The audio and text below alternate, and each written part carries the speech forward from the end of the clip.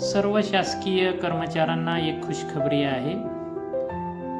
दिनांक 25 फेब्रुवारी 2026 चा एक शासन निर्णय निर्गमित करण्यात आलेला आहे। जे दरवर्षाप्रमाणे जे महागाई भत्ता शासकीय कर्मचाऱ्यांना व पात्र कर्मचाऱ्यांना महाराष्ट्रातील देण्यात येतो, तर त्यामध्ये 1 जुलै 2025 पासून ते हा महागाई भत्ता 55% वरून 58% पर्यंत वाढ करण्यात आलेली आहे।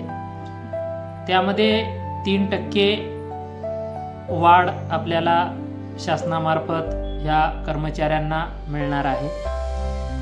तर त्यामध्ये जे कर्मचाऱ्यांचा मूळ वेतन असतो त्या मूळ वेतनाच्या एकूण 3% दराप्रमाणे वाढीव हा महागाई भत्ता मिळणार आहे। तर हा महागाई भत्ता फेब्रुवारी पेड इन मार्च मध्ये जे काही पेमेंट जे सॅलरी आपली होत असते त्या फेब्रुवारीच्या सॅलरी सोबत हे पूर्ण इरेस त्याच्यासोबत देण्याचा आदेश ह्या GR मध्ये सांगितलेला आहे।